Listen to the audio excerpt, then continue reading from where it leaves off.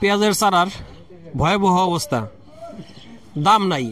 ভাইরা একদম খুবই হতাশ, কৃষক ভাইরা হতাশ, সবাই হতাশ। দেখেন একে তো ঠান্ডা, তারপরে সবাই ঝিম ধরে গেছে একদম এই দামের জন্য। আসলে এইভাবে যদি দাম হয়, কারণ এই 1 কেজি চারা কিনতে এদের এই বীজ কিনতে লাগছে 7 থেকে 8-10 হাজার টাকা, অথচ সেই বীজ থেকে যখন চারা করছে এই চারাগুলো এতগুলা চারা দেখেন বিক্রি হইতেছে মাত্র 4 থেকে 5 টাকা করে।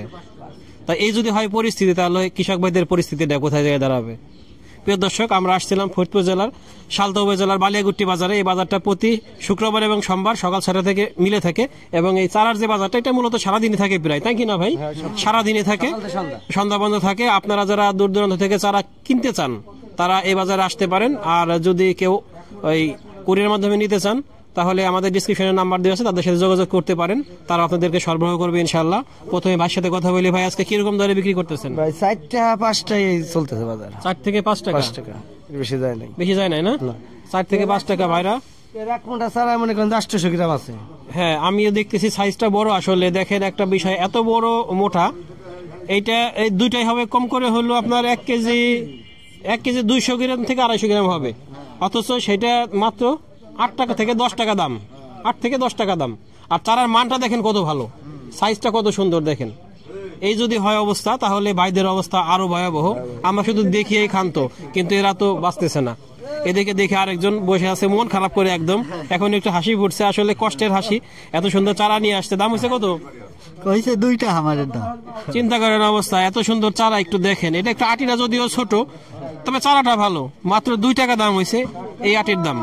এটা কি আপনার লাগানো শেষ হয়ে গেছে? হ্যাঁ, লাগানো শেষ। এটা অতিরিক্ত ছিল, এই অতিরিক্ত ছিল তাই নিয়ে আসছে, যার জন্য হয়তো তার অতটা সমস্যা হবে না। কিন্তু যে লোকটা শুধুমাত্র চারা করছে বিক্রি করার জন্য, ওই লোকটার অবস্থা আর বেশি খারাপ। এদিকে আমার এই জন দেখতেছি ভাই দাঁড়ায় আছে, সে ঠান্ডার মধ্যে চুপচাপ হয়ে, তবে চারাটা খুব সতেজ, তারা সম্প্রতি উঠানো মনে হইতেছে। তবে আটিটা একটু ছোট, চারাটা বেশ ভালো। দাম হয়েছে কত? 3 টাকা স্যার। 3 টাকা বলছে। এই আপনার জমি লাগানো শেষ? হ্যাঁ, আমার কালকেতে শেষ। কালকেতে শেষ। এইগুলো অতিরিক্ত ছিল? জি। চারা কি এই নাকি খেতে আরো আছে? না, এই চারা এই শেষ।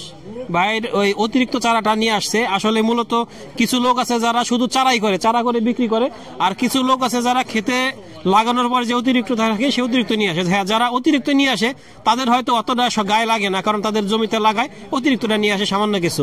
কিন্তু যারা শুধুমাত্র ওই বিক্রি করার উদ্দেশ্যে চারা করে তাদের কিন্তু ধরা, কারণ চারার দাম একদমই কম। এদিকে দেখতেছি বেশ ভালো ভালো মানের কিছু চারা নিয়ে দাঁড়ায় আছে ভাইরা, কিন্তু কোনো কাস্টমার নাই। ভাই, দাম হয়েছে কিনা? হ্যাঁ ভাই। কত দাম হয়েছে? 5 টাকা। 5 টাকা দাম হয়েছে। দেখেন কত সুন্দর চারা, কি সুন্দর, কত বড় বড় সতেজ চারা দেখেন একটু, চমৎকার চারা। মাত্র 5 টাকা দাম হয়েছে। এই চারা টাকার, এইটা আমার এই বড় ভাইয়ের একই চারা, দুইজনে আসছে। সুন্দর মানের চারা, সর্বোচ্চ ভালো মানের চারা যাকে বলে, এইগুলো সেই চারা। কি জাতের চারা এগুলো ভাই? এটা হলো সুপার কিং। সুপার কিং জাতের চারা।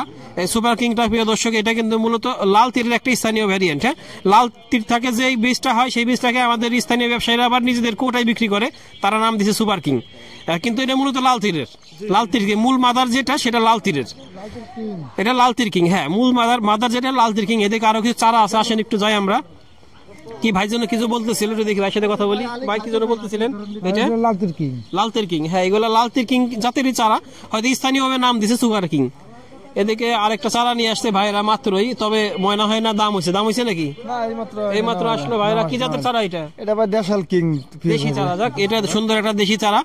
তবে চারা দেখেন, এইটা দেখেন সাইজটা দেখেন কত বড় হয়ে গেছে। এটা এখন পিএস হয়ে গেছে মনে করেন, খাওয়া যাবে মানে সুন্দর চারা। এটা লাগাইলে খুব দ্রুত বড় হয়ে যাবে। এদিকে এই বেচাকেনা চলতেছে প্রিয় দর্শক। এই চারার বাজারের অবস্থা ভালো না, খুবই খারাপ। তবে পেঁয়াজের এই বছর যে অবস্থা, আসলে মুড়ি কাটা পেঁয়াজের যেরকম দাম, সামনে যে হালি পেঁয়াজের কি অবস্থা হবে সেটা আমরাও বুঝতে পারতেছি না। তবে দেশে পেঁয়াজের যে পরিমাণ আবাদ হচ্ছে তাতে বিদেশের পেঁয়াজের প্রয়োজন নাই, আমদানির প্রয়োজন নাই, দেশের পেঁয়াজই হবে। কৃষক ভাইদের কাছে অনুরোধ, আপনারাও পেঁয়াজগুলো ঘরে আটকে রাখবেন না বেশি লাভের আশায়, একটু আস্তে আস্তে আস্তে আস্তে ছাড়বেন, যাতে আপনারাও দাম পান, দেশের মানুষও খেতে পারে, এবং সরকার বুঝতে যায় না দেশে পেঁয়াজ আছে। আপনারা যদি আটকায় রাখেন বেশি লাভের আশায়, বিদেশ থেকে পেঁয়াজ আসবে, পেঁয়াজের দাম আবার পড়ে যাবে, আপনারাও লস খাবেন। আমাদের ভিডিওটি ভালো লাগলে লাইক, কমেন্ট, শেয়ারের সাথে থাকবেন, আর নিয়মিত আপডেট পেতে চ্যানেলটিকে সাবস্ক্রাইব করে রাখবেন। আল্লাহ হাফেজ।